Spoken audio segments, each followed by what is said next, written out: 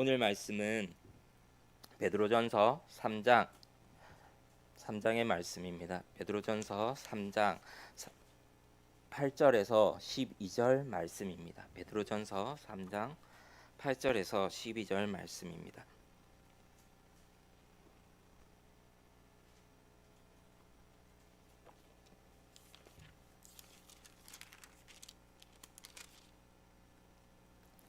다 같이 한 목소리로 봉독하겠습니다.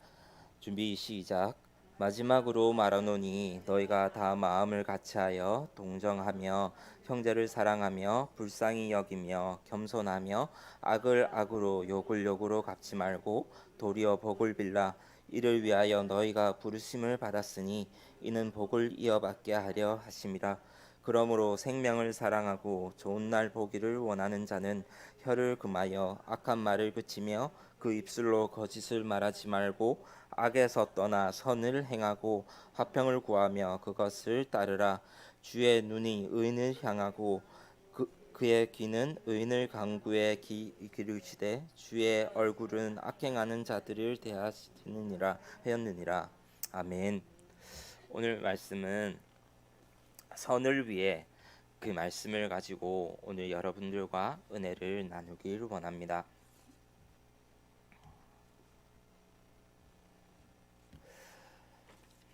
대한민국 사람이라고 한다면 누구나 알고 있는 BTS를 오늘 이야기해 보려고 합니다. BTS는 전 세계 방방곡곡을 돌아다니면서 한국을 알리고 본인들의 노래를 알리며 한국 문화까지도 그들은 전파하고 다닙니다. 오늘 그들의 이야기로 시작하려고 하는데요. 그들의 공연은 누구보다 아름답게 마치기로 유명합니다. 그들의 공연은 원래 콘서트 공연장을 가보신 분들은 알겠지만 처음에는 정말 깨끗한 환경으로 관객들을 맞이합니다. 그런데 공연 도중에 관객들은 물도 마시고요, 폭죽도 터뜨리고요, 종이도 던지고요, 그리고 화약으로 온 홀을 뒤덮기도 합니다. 그리고 공연을 마치고 나오면 그 공연장은 쓰레기로 가득 차게 됩니다. 근데 이 BTS 이 그룹이 서울 상암 월드컵 경기장에서 이제 콘서트를 하고 마치고 나오는데 해외에 있는 이제 외신 기자들 및 많은 기자들이 깜짝 놀랐다고 하지요. 처음에 자료로 준비하진 않았지만 처음에 들어가는 콘서트장의 사진과 그 콘서트를 마치고 공연을 마치고 나오는 사진이 정말 동일할 정도로 깨끗하게 그 공연장을 치우고 나왔다고 합니다. 그래서 그 이야기가 그 한국 문화 공연에 한 획을 그었다고 할 정도로 많은 내신들이 보도하기도 하였습니다. 그래서 너무나도 유명한 일화이고 이야기입니다. 오늘 본문의 베드로는 그가 속해 있는 공동체, 사회적 신분에 따른 권면과 도전을 오늘 본문을 통해 우리에게 이야기해 줍니다. 1절에서 8절까지는 아내와 남편에 대한 권면입니다.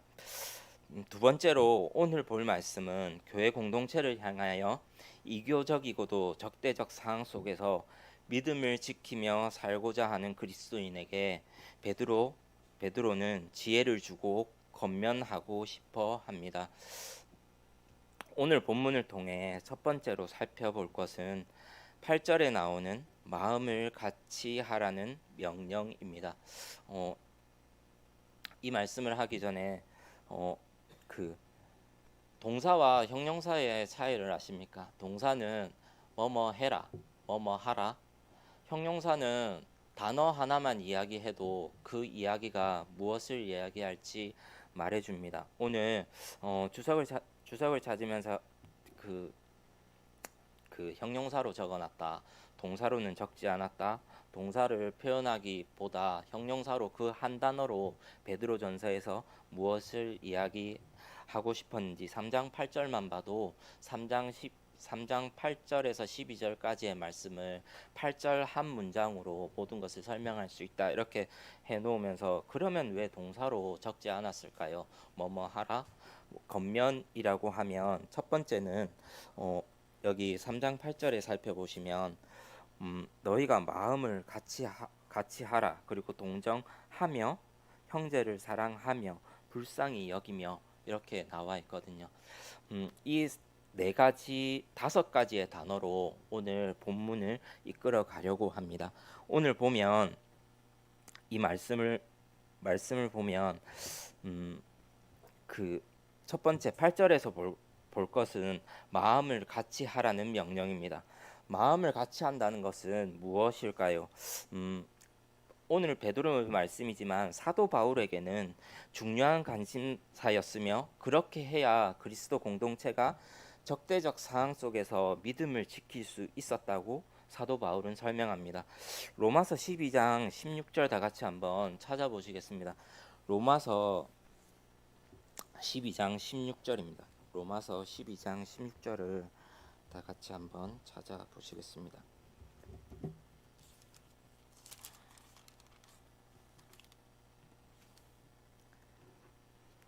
찾으셨으면 준비 시작. 서로 마음을 같이하며 높은 데 마음을 두지 말고 도리어 낮은 데 처하며 스스로 지혜 있는 채 하지 말라. 이 말씀과 또 빌립보서 2장 2절에 보면 또 똑같이 마음을 같이하라는 이야기가 나옵니다. 다 같이 한번 읽어보실까요? 마음을 같이하여 같은 사랑을 가지고 뜻을 합하여 한 마음을 품어 이렇게 나오지요. 상황과 여건은 다 다릅니다. 하지만 시작하는 말은 마음을 같이 해야 한다는 것이죠. 마음을 같이 하여 같은 사랑을 가지고 뜻을 합하여 한 마음을 품어. 사람들은 각각의 인생관과 각각의 가치관을 갖고 있기 때문에 가까운 부부나 친구나 이웃 간에도 가치관이 다른 현상들을 많이 볼 수 있습니다. 저와 마찬가지로 저와 정원이의 생각이 다르듯 저와 아내의 생각이 다르듯 저와 이웃의 생각이 다르듯 한 사물을 보고 가져야 하는 생각은 각기 다를 수 있습니다. 제가 바라보는 아이스크림을 향한 마음은 이 예배가 끝나고 이 아이스크림을 먹어야 되겠다라고 생각하면 정원이는 어쩌면 이 예배가 끝나기도 전에 아이스크림을 바라보면 먼저 먹어야 된다는 그 생각이 있을 수 있습니다. 그것이 가치관이고 그것이 내 마음의 생각입니다. 그 가치관을 넘어 인생관을 이야기할 수 있습니다. 나는 부유하지는 않아도 가난하게 살아도 주의 말씀만 있다고 믿고 여기면 아내는 다를 수 있습니다. 아내는 어쩌면 남들과 똑같은 집이 있어야 할지도 모릅니다. 그것이 인생관이라고도 하지요. 그 한 말씀을 보고 각기 다른 인생관과 말씀을 찾을 수 있습니다. 자기 자신의 이야기를 찾을 수 있습니다. 하지만 오늘 똑같은 본문으로 똑같은 상황과 똑같은 상황은 아니더라 해도 똑같은 인생관과 가치관을 볼 수 있는 건 무엇일까요? 내 마음에 두지 말라는 건 뭘까요? 서로 마음을 같이 하며 내 마음을 두지 말고 도리어 낮은 데 처하며 스스로 지혜 있는 척하지 말라는 것은 무엇일까요? 마음을 같이 하여 같은 사랑을 가지고 뜻을 합하여 한 마음을 품는다는 것은 무엇일까요? 빌립보서나 로마서에서는 완전히 일치할 수는 없으나 주님의 뜻을 분별하고 그 말씀에 순복하라는 말에는 누구나 동참해야 한다고 이야기합니다. 공동체 구성원 한 사람 한 사람 모두가 한 마음을 품고 같은 곳을 바라보라는 것은 건강한 공동체가 가져야 하는 뿌리이며 근간이지 않습니까? 그리고 그 공동체가 튼튼하게 이어져 올 수 있는 이유이기도 합니다. 베드로 전서의 수신자는 오늘 믿음을 가지고 있지 않는 이들 속에서 비주류로 살아갑니다. 주류보다 비주류가 훨씬 작지요. 주류가 믿지 않는 사람들, 정말 믿음의 복음이 들어갔으면 좋았을 그 베드로 전서의 수신자만큼의 바람은 그 그 비주류가 주류를 향한 그 마음이 뻗쳐지지 않았습니다. 그래서 너무나도 안타까워했지요. 그러고 보면 하나님의 백성이자 교회 공동체로서 어떻게 세상을 향하여 달려나가야 할지 고민하며 그 숙제를 세상으로 향해 달려나가면서 음, 베드로전서를 통해서 보여지는 내부의 문제 때문에 한 발자국도 나가지 못하고 있는 것이 아니라 서로 연합해서 음, 하나 서로 연합해서 세상을 향해 달려나가면서도 내부의 문제를 그 외부로 돌리는 것이 아니라 내부의 문제를 외부에게 다르게 다르게 전파시키며 전합니다. 어쩌면 우리가 이 성경 시대에도 우리가 마음의 마음 연합이라는 그 문제를 보면 참 어렵습니다. 지금도 연합이란 이 문제는 그 우리네 그 잘 학생들만 봐도 자신의 이익이 관철되지 않으면 수단과 방법을 가리지 않고 자신의 이익에만 몰두하지 않습니까? 본문은 그 시대를 마주하고 있던 사람들처럼 너무나도 다양한 생각들과 의견들이 있습니다. 공동체를 굳건히 할 수 있는 이유는 하나님 아버지가 우리 아버지며 같은 한 공동체로 묶여져 있고 우리가 그 아버지를 바라봄으로 인해서 그 외에 다른 것들이 우리를 뭉치게 할 수 있는 이유가 있을까요? 한 마음을 품는다는 건 자신의 목표를 공동체 안에서 녹여낼 수 있다는 것. 필요의 기대치를 공동체 안으로 몰아 넣을 때 목적은 같아지고 그리고 그 설명되어질 수 있는 이유들은 이유 불문이라는 것으로 묵혀두고 그리고 마음은 달라도 상대를 향한 존중과 조화를 이끌어 줄 수 있는 우리의 교회 공동체의 모습이기도 합니다. 두 번째 명령은 문자 그대로 동정하라는 명령이지요. 8절에 보면 동정하라라고 이야기합니다. 그 명령은 문자 그대로 보면 동일한 심리적 경험을 통해 상대방을 이해하게 됩니다. 곧 지체들에게 애정을 갖고 그들이 필요한 사항이 뭔지, 슬픔이 무엇인지, 고통은 무엇이며 뿐만 아니라 기쁨과 즐거움은 모든 상황 속에서 그 범주 안에서 감정들이 함께 자라나지만 그 함께 자라는 그 감정이 모든 것들을 포함시켜 줄 수 있는 그 단어가 뭐냐면 동정입니다. 그리고 동정하라고 명령하고 권고하고 있습니다. 히브리서에 보면 히브리서 기자는 예수 그리스도만이 우리의 연약함을 아시고 동정하시는 분이라고 설파하며 설명하십니다.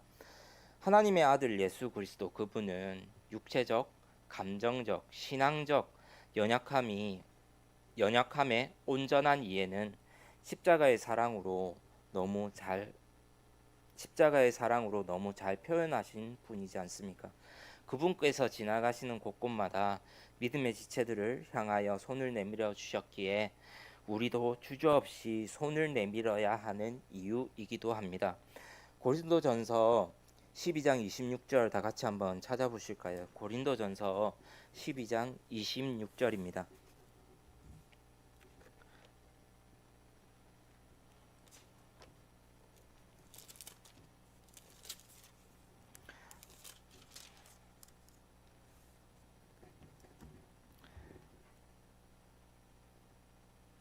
다 같이 한 목소리로 한번 읽어보시겠습니다. 준비 시작. 만일 한 지체가 고통을 받으면 모든 지체가 함께 고통을 받고 한 지체가 영광을 얻으면 모든 지체가 함께 즐거워하느니라. 이것은 그리스도의 한 몸으로 모였을 때 지체가 되었을 때 22절에 보면 너희는 그리스도의 몸이요 지체의 각 부분이라 이렇게 설명합니다. 그렇게 했을 때 우리가 고통을 받든 그 사랑 안에서 모든 지체가 함께 즐거워한다고 고린도전서 12장에는 말씀하고 계십니다. 셋째, 형제를 사랑하라는 명령입니다. 내 옆의 지체를 가족과 같이 여기며 형제 자매로 대하는 태도야말로 그 시대에 살았던 베드로에게 지금 이 시대를 살고 있는 우리에게 매우 중요한 개념입니다.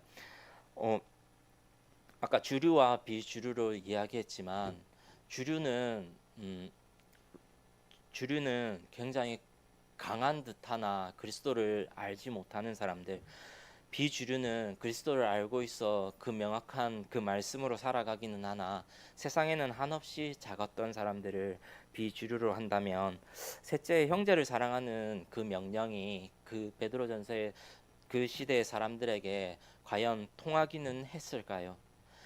너무나도 힘들었을 겁니다. 우리가 살고 있는 이 세상과 마찬가지로 음, 이야기를 한번 해보면 하나님의 나라는 어떤 곳일까라고 생각했습니다. 물론 베드로전서에서 하나님의 나라를 이야기한다고 하실 수 있겠지만 지금의 우리네 살고 있는 나라가 하나님의 나라라고 많이 알고 있지 않습니까? 하나님의 나라는 지금 우리가 살고 있는 이때라고 찬송도 있으니까요. 음, 우리가 잘 알고 있는, 그리고 제가 너무나도 좋아하는 이 찬송을 한번 그 마음으로 읽어보겠습니다. 하나님 나라는 어떤 곳일까? 아픔과 슬픔이 없는 나라인가요? 하지만 이곳은 그렇지 않은 걸, 하나님 나라에 살고 싶습니다. 하나님 나라는 이곳이란다. 여전히 아프고 슬픔이 있지만 행복과 기쁨이 늘 여전히 있는 것. 우리가 음, 우리가 하늘과 땅의 통로야. 이 땅에서 하늘의 뜻을 품고 사는 자들, 믿음으로 하늘의 뜻을 보여주는 자들, 보내어진 자리에서 동참하는 자들, 믿음으로 주님 보길 소망하는 자들. 하나님이 세상을 지으사 회복하고 통치하시네. 주님이 이곳에 나타나 오시는 날 세상과 우리는 완전하게 변할 거야. 이 땅에서 하늘의 뜻을 품고 사는 자들, 믿음으로 하늘 뜻을 보여주는 자들, 보내어진 자리에서 동참하는 자들, 믿음으로 주님 보길 소망하는 자들, 아름다운 세상 만들어서 너희에게 전해줄 거야. 그것이 우리가 해야 할 사명인 걸. 그가 다스리는 그의 나라에서 하나님이 세상을 지으사 회복하고 통치하시네. 주님이 이곳에 나타나 오시는 날 세상과 우리는 완전하게 변할 거야. 이미 왔으나 아직 오지 않은, 지금 여기 임한 그 나라, 지금 이루어가고 앞으로 이루어갈 평화의 나라, 그것이 하나님의 나라입니다. 넷째는 불쌍히 여기라는 명령입니다. 선한 감정으로 다른 사람의 고통과 슬픔의 감정을 마음 깊이 동정해야 한다는 이야기이기도 합니다. 동정하는 자세로는 너그럽게 인정을 담아 자비심을 끌어내어 등으로 표현됩니다. 이 동정심은 그리스도인이 되게 하는 중요한 지표 중에 하나입니다. 누가복음 1장 78절에서 하나님의 긍휼을 인함이라고 이야기하는데요. 누가복음 1장 78절을 한번 찾아보시겠습니다. 누가복음 1장 78절입니다.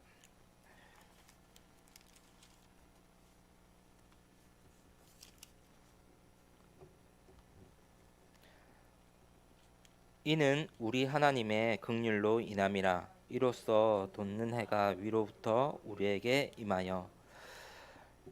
이것으로 인하여 성도의 마음이 평안하고 그 긍휼을 얻는 것이라고 이야기하죠. 빌로몬서 1장 7절에 보면 형제여 성도의 마음이 너로 말미암아 평안을 얻었으니 내가 너의 사랑으로 많은 기쁨과 위로를 받았노라, 이렇게 이야기합니다. 그리고 요한 1서에 보면 누가 이 세상에 재물을 가지고 형제의 궁핍함을 보고도 도와줄 마음을 닫으면 하나님의 사랑이 어찌 그 속에 거하겠느냐 말씀하고 계시는 것이죠. 이 감정들은 요약해 보면 탕자들의 마음, 그리고 탕자들의 마음이 아니라 탕자의 아버지의 마음, 그리고 그 강도 만난 여인의 사마리아 여인이 강도 만난 자에게 할 수 있는 최고의 최고의 마음, 그리고 믿는 사람이 지표로 삼아야 할, 가장 최우선의 지표로 삼아야 할 불쌍히 여기는 그 마음, 여기서부터 시작되는 그 마음이라고 이야기하고 싶습니다. 이것이 기준이 될 때 하나님의 나라가 기준이 된다고 생각하는 것이죠. 다섯 번째로 겸손의 명령입니다. 이 겸손을 먼저 생각해 보면 그레코 로마 시대에 이 겸손이란 단어는 경멸의 대상이어서 입 밖으로 낼 수조차 내어서는 안 되는 단어였다고 합니다. 반문화적으로 겸손을 먼저 겸손하기보다 그냥 어, 그 자신의 자랑을 미덕으로 여겼고, 하지만 그와 반대로 믿는 이들은 그 자신을 향한 겸손을 조용히 숨기고 있었겠죠. 그들의 성품으로 자기는 겸손을 표현했겠죠. 하지만 그 강력한 그 로마 시대에 자신의 겸손을 표현하며 내비치기로는 그 예수 그리스도의 사랑으로 자신의 겸손을 표현하기는 참 힘들었을 겁니다.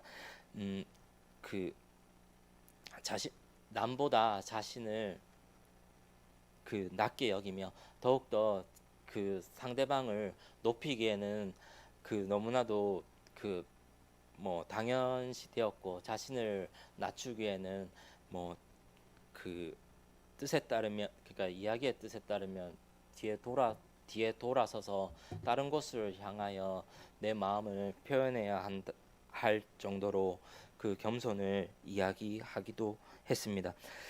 음,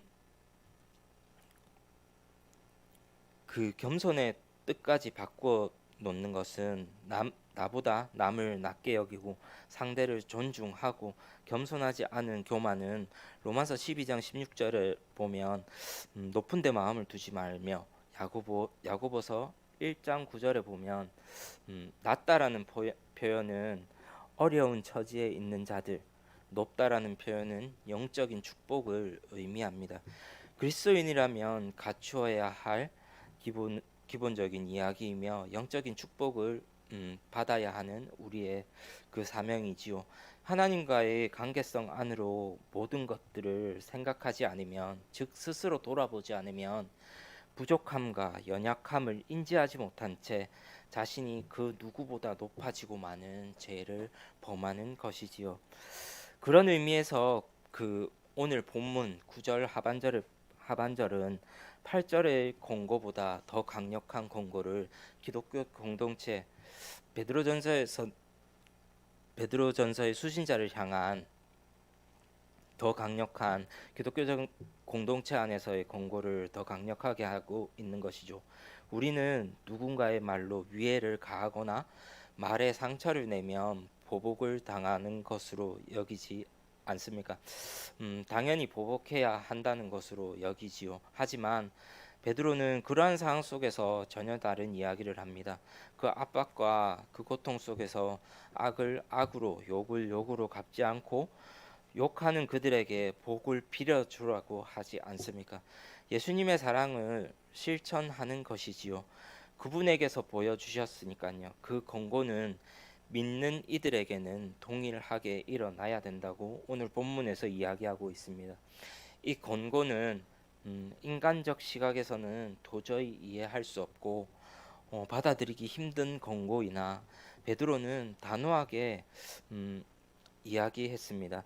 이 일은 그리스도에게 마땅히 따라야 하는 일이라고 말이지요. 사도 바울 또한 아무에게나 악을 악으로 갚지 말라 이야기하지 않았습니까? 그리고 항상 마지막에는 선을 행하라고 말씀합니다.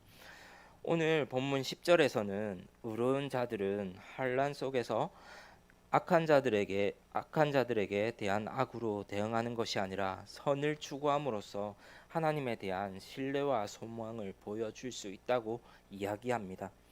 생명을 사랑하기에 좋은 날 보기를 원하는 자는 이 한말에서 멀리 떠나라고 권면하고 있는 것입니다. 쉬운 일이 결코 아닙니다. 이번 주 주일날 이번 주 주일날 아이들과 설교 말씀을 전하면서 있었던 일인데요. 너희가 생각하는 우리가 살아가는 하나님의 나라, 그리고 우리가 할 수 있어야 하는 몸으로 몸으로 쓸 수 있어야 하는 평생 우리가 써야 하는 일기는 어,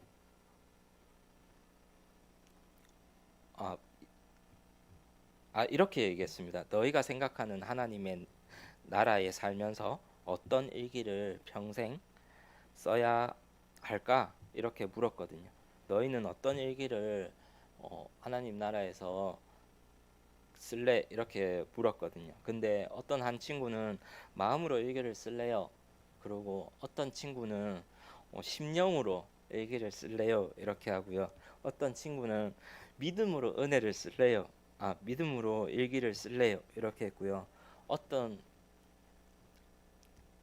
친구는 이번 주만 일기를 쓸래요 하는 친구도 있었습니다.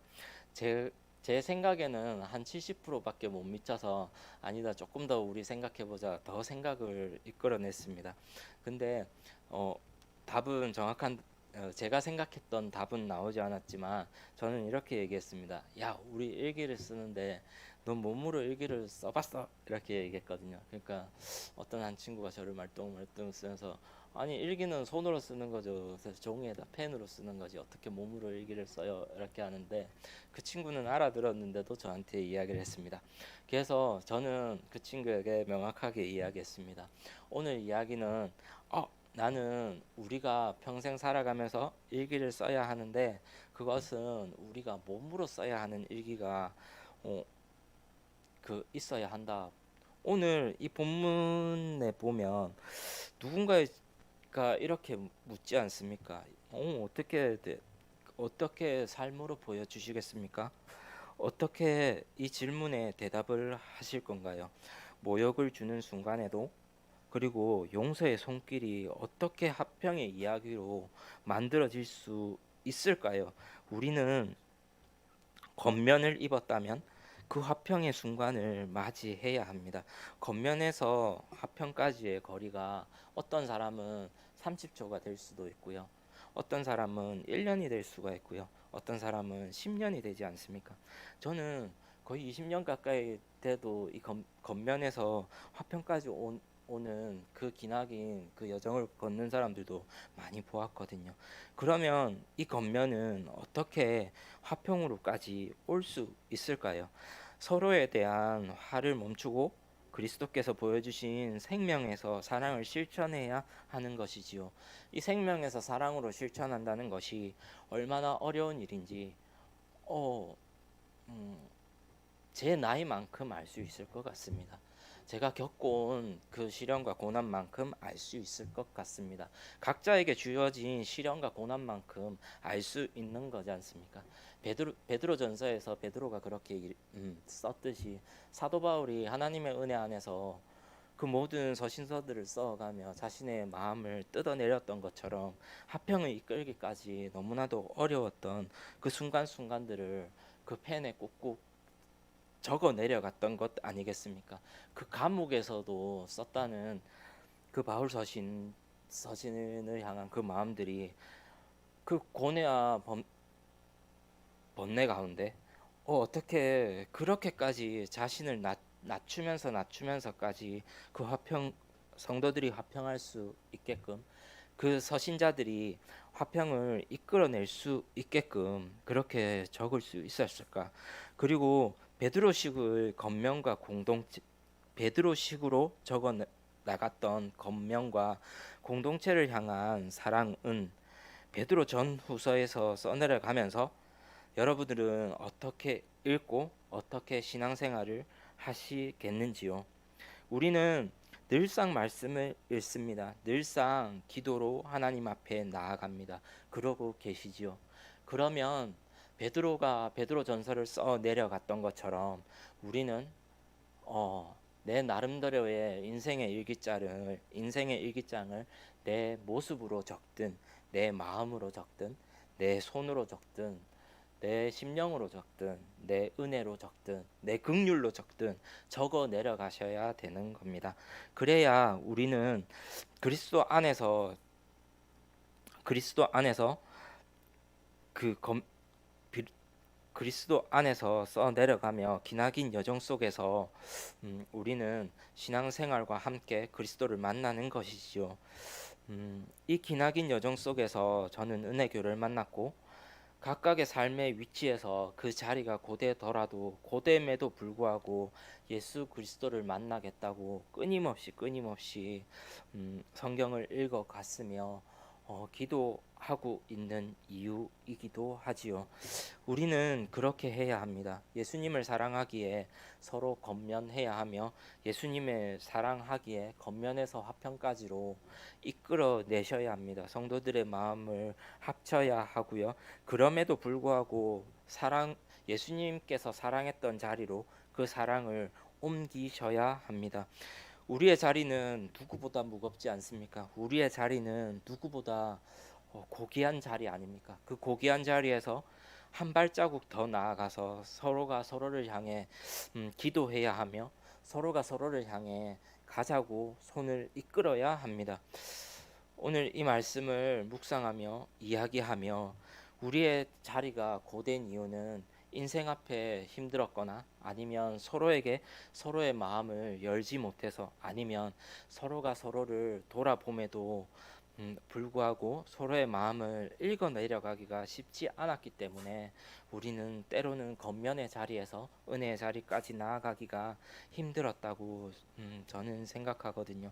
그래서 우리는 예수님의 은혜 안에서 사랑 안에서 누구보다 서로를 귀하게 여기며 그것이 마땅한 자리로 사람에는 귀천이 없지 않습니까? 주님께서 주신 그 사랑의 자리는 귀한 자리만 있다고 생각합니다. 우리에게 내려진 그 귀한 자리에 천하다고 고백할 때에 그 귀한 자리에 들여 올려지는 것처럼 우리는 천하나 마련되어진 자리는 귀하다고 생각하며 주님 앞으로 나아가야 된다고 믿고 있지 않습니까? 우리의 죄는 너무나도 큽니다. 하지만 그 죄를 하나님 앞에서 고백하며 그 죄에 순복하며 하나님 앞에 내려놓을 때 그것이 하나님께서 그 죄를 눈같이 희게 해 주실 것이며 서로가 서로에게 정죄하는 것이 아니라 그 죄로 인하여 나를 한없이 낮췄다면 서로의 그 죄 이후에 오는 화평이 그 화평한 마음으로 서로가 서로에게 드높여 줄 수 있는 그 자리로까지 올 수 있어야 그 화평의 자리까지 오지 않겠습니까? 옆자리에 누군가를 위하여 기도한다는 것은 참 쉽지 않습니다. 그 옆자리에 우리의 옆에 성도가 힘들어하는 마음을 내가 느끼기까지에는 정말 쉽지 않습니다. 그런데 왜일까요?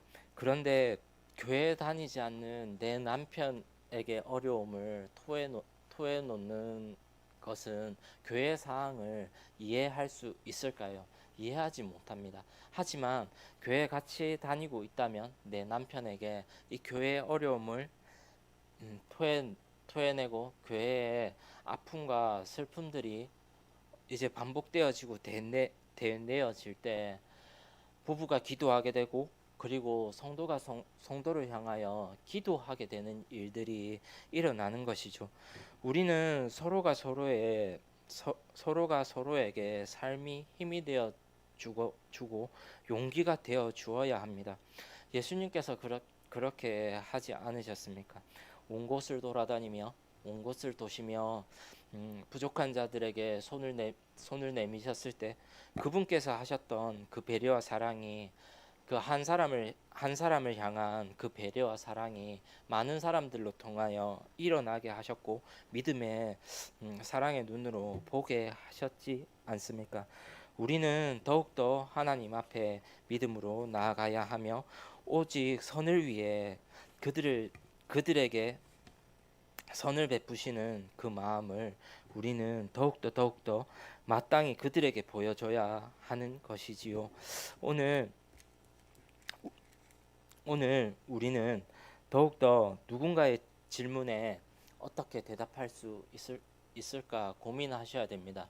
저는 그, 그, 그 세상이 어렵지 않습니까? 그 어렵다는 그 세상이 어떤 의미냐면 뉴스에는 더 많은 뉴스를 토해내고 있는 세상 가운데 우리 믿는 이들로서 어떤 대답을 하며 살아가고 있는지요.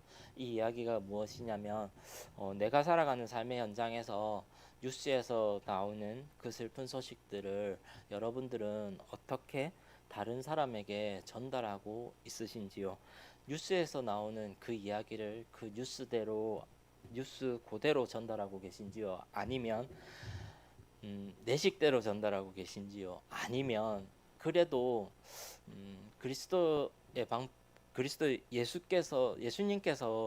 예수님께 예수님이시라면 이 방법으로 내 이웃에게 이야기하지 않을까 하며 조심히 전달하시는지요? 아니면 그냥 입을 다무시는지요?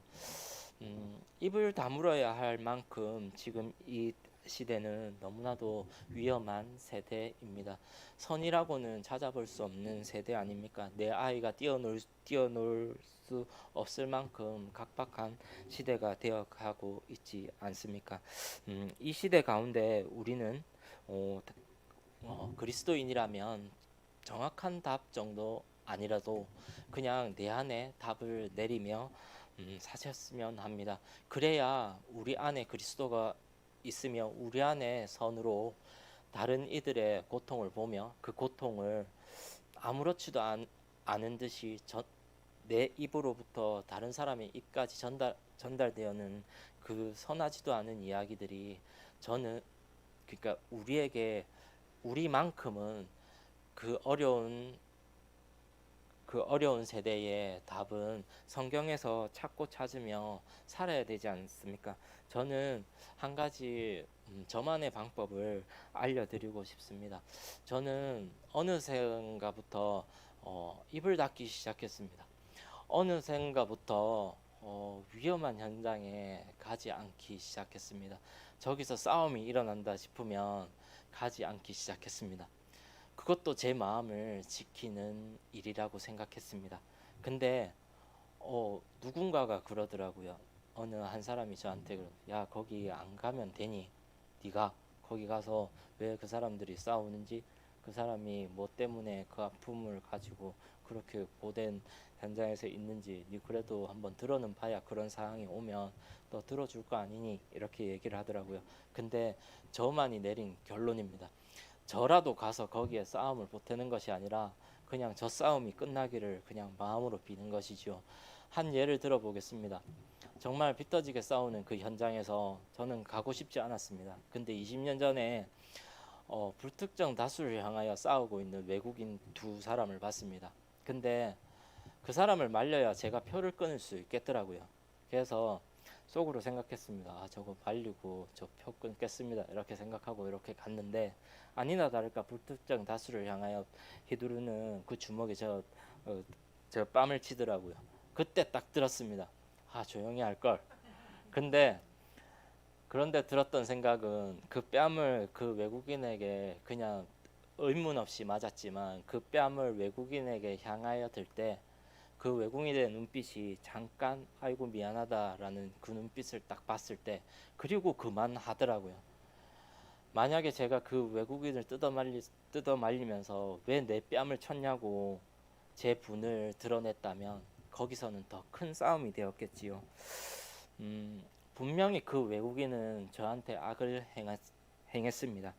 근데 저는 그 순간 입을 닫았고 그 상황이 무서워서든 아니면 내 마음을 지키기 위해서든 그 자리를 떠났을 때 그 이야기가 종결되더라고요. 우리 이렇게 했으면 좋겠습니다. 주님께서 보여주셨던 것처럼 그 현장을 빨리 고치고 예수님의 말씀의 사역으로 다시 복귀하였던 것처럼 우리 삶의 현장으로 그 말씀을 받았다면 그 선으로 그 말씀을 받았다면 빨리 일상의 현장으로 빨리 돌아갑시다. 그래서 우리 보여줍시다. 어떻게 보여주냐면요. 우리 몸으로 보여줍시다. 몸으로 나는 그리스도를 아는 사람이다. 나는 그리스도를 아는 사람이기 때문에 이 현장에서 너희가 싸운다 하여도 이 현장에서 너희가 본이 되지 않은 모습을 보여준다 하여도 나는 너희를 위해 기도할게.